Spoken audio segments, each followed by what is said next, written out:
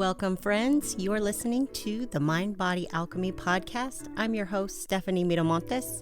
This is where intuition meets education in the realms of spirituality, fitness, mindset, and more, all to create lasting change. Hello and welcome to the podcast. If this is your first time hanging out with me, welcome. If you have been here before, welcome back. I love it when you show up each week to listen to what I have to say. Last week, I talked about self-sabotage as a result of an unsustainable pace in body transformation. And I brought up some of the ways that self-sabotage creeps in and gave you just a little bit of a perspective on maybe some ways that it's showing up in your life. And if you haven't listened to that episode, I highly recommend that you do. It's a great segue into what I'm going to talk about today. On that episode, I mentioned that the journey really is the good part. And today, I'm going to make a case for why. Have you ever caught yourself wishing time away? Just waiting for the end?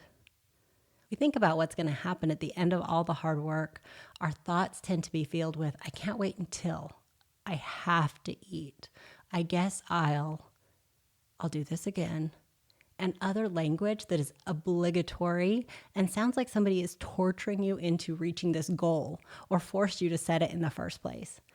Is it any wonder that it's so miserable and exhausting? You're acting like the cost of self-care and not eating until you're Thanksgiving full every night is climbing Mount Everest without shoes on.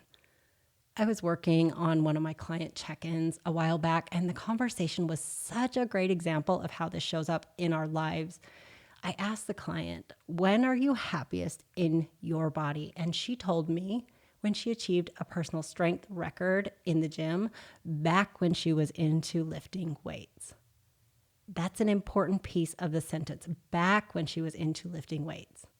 That response really just put some pieces together for me for this episode, because that is what we do.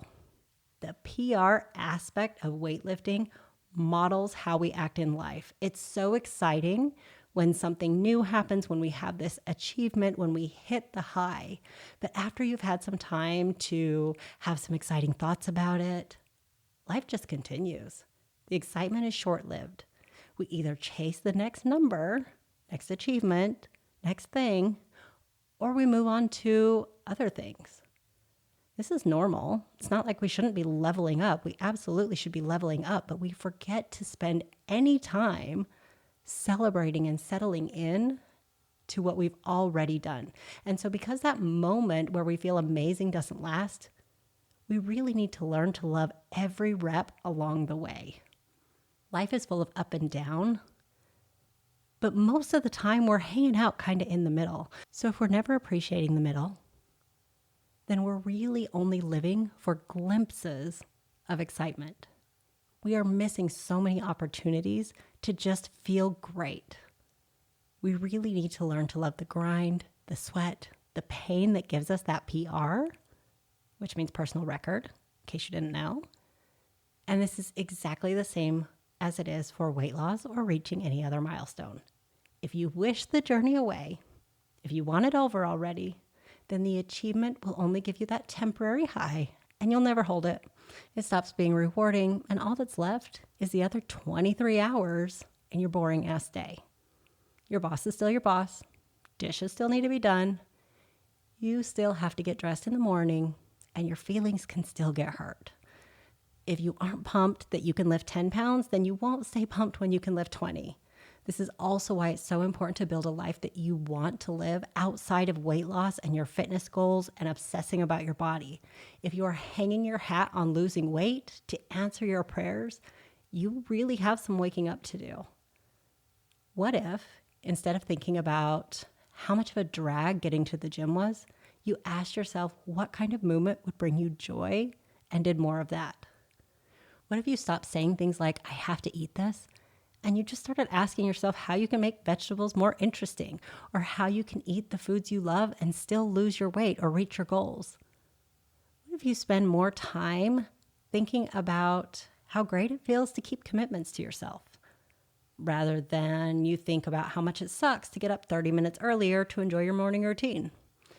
What if you stop thinking about all the things you say no to and instead think of all the ways you are saying yes when you do say no? If you make your journey a miserable son of a bitch, then no matter how much weight you lose, it will be on loan. It will never be yours forever. Our brains are too smart for that. They are negative thinking and pleasure seeking by default.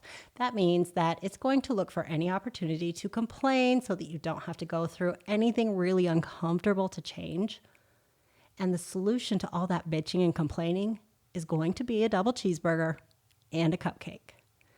Now, before you go blaming your brain for being an asshole, please understand that this default is how you've stayed safe for as long as you have. And it's also changeable. You will never get to a point where your brain doesn't offer up some really shitty excuses and suggestions in life. I have a shit brain, your pastor has a shit brain, and so does your mama. The goal isn't to make these thoughts go away. The point is to notice them as soon as you can so that you can stay separate from them. So you can create a little bit of space between what you are thinking and who you are and what you really want.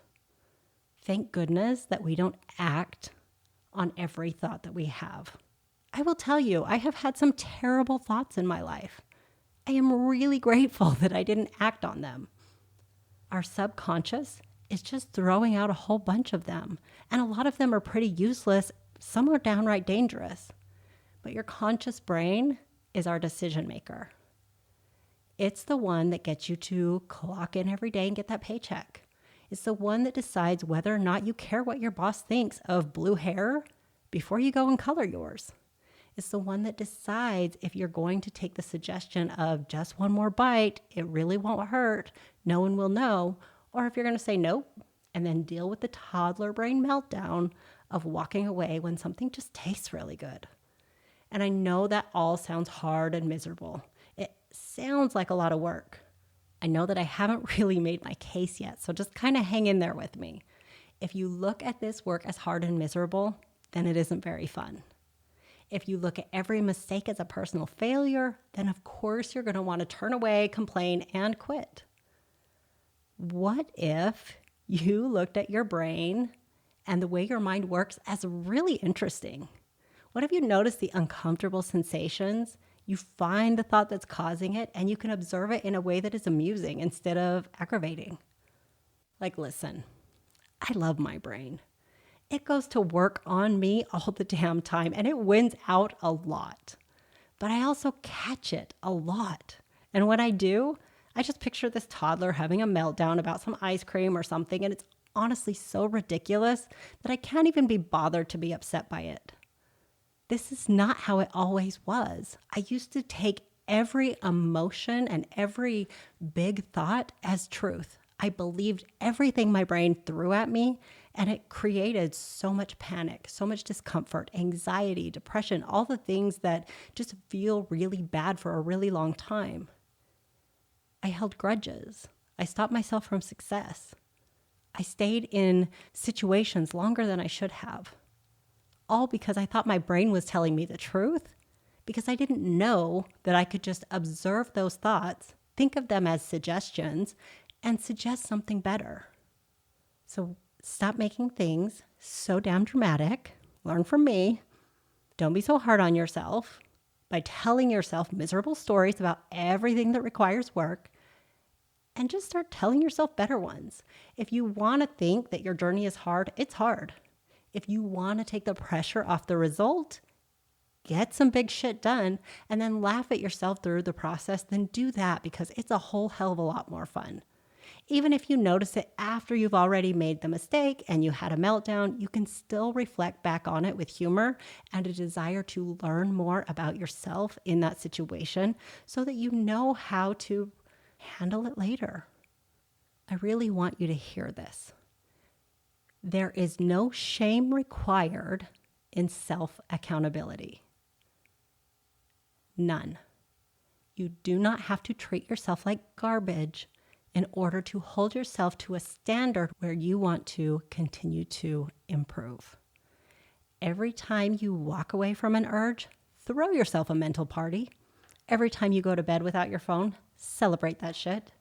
Every time you try a new vegetable, be so proud of yourself for growing on purpose. Self-celebration is key to a pleasurable experience. You can't stop your brain from looking out for you. It literally is supposed to. That's its job. And it does it very well. But sometimes it gets a little confused and suggests some crazy things.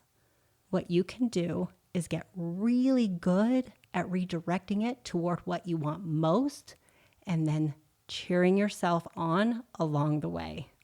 The journey is the part we really need to fall in love with. It's the part we need to fall for, because how we build it is how we keep it. If you build it in a miserable tsunami of self-loathing, then you have to keep feeling that way in order to sustain it. Really think about that. Isn't what you're after worth reaching in a way that feels good so that you can feel good while you keep it? Isn't making yourself miserable completely against what we really want in the first place? To stop feeling like human garbage? I mean, really think about it. All right, that is my case for learning to love the journey. I want you to fall in love with the boring things you do every single day that have huge results. The things that you show up for, I want you to be very careful how you talk about them. If you find yourself dreading a part of your process, get curious. Are you thinking shitty thoughts or doing shitty things? Either way, something's got to give. But that doesn't mean you quit or let yourself off the hook. It means you double down on figuring out what is standing in your way from enjoying this process so that you can make some changes and start having fun again. All right, that is all I have for you today. Thank you so much for listening. If you love this episode, do the cool thing and support the show by leaving a rating and review. It helps me so much more than you know. Screenshot the episode and share it on social media. Let me know if you are committed to falling in love with every step of your journey, if you are committed to figuring out the ways that you make yourself miserable and flipping the script. That's what I want for you. Make sure you tag me on anything you post. All my information is in the show notes. I would love to connect with you. If you have a question or thoughts on this episode, ideas for future episodes, or you want to learn about how we can work together one-on-one, drop it in my inbox. It's always open for you. All right. Bye.